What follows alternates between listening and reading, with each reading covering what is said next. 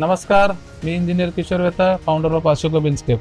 आज आपण समजून घेऊयात ग्राहकांना आपलं कॉन्क्रीट किती मजबूत झालं आहे हे कसं चेक करावं.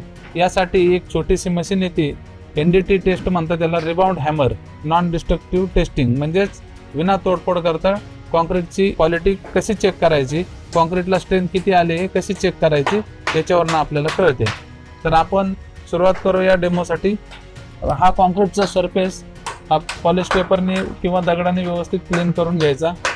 त्याच्यानंतर इक्वल ह्या कॉन्क्रीट स्ट्रक्चरवर इक्वल ठिकाणी 6 मार्किंग करून घ्यायच्या. त्यानंतर ही रिबाउंड हॅमर मशीन आहे, ही मशीन आपण ओपन करून घ्यायची आहे आणि जो पॉइंट आपण मार्क केलेला आहे त्याच्यावर हे इम्पॅक्ट करायचं आहे.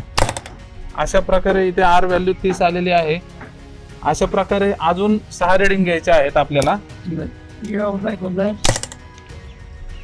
दुसरी व्हॅल्यू सुद्धा 30 आलेली आहे. तिसरी व्हॅल्यू आपल्याला 35 आलेली आहे जवळपास. चौथी व्हॅल्यू आपल्याला आलेली आहे 29.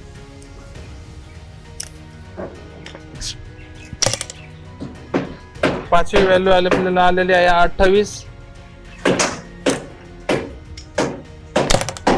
सहावी व्हॅल्यू आलेली आपल्याला 30. अशा प्रकारे या 6 रिडिंगचे आपण ॲव्हरेज काढून बेसिकली रेसिडेन्शियल G+3 G+4 बिल्डिंगला आपण M20 ग्रेड वापरतो किंवा M25 ग्रेड वापरतो. M20 ग्रेड म्हणजे काय, त्या कॉन्क्रीटची स्ट्रेंथ 20 पर न्यूटन mm² होते. M25 म्हणजे काय, 25 न्यूटन पर mm² त्या कॉन्क्रीटची ग्रेड होते.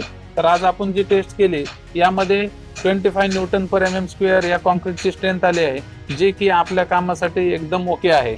तर मी ग्राहकांना एकच सांगेल की अशा प्रकारे टेस्ट केल्यास कालांतराने बिल्डिंग पडण्याचा धोका किंवा स्ट्रक्चर कोलॅप्स होण्याचा धोका कमी होऊ शकतो.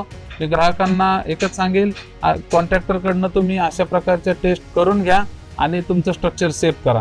धन्यवाद.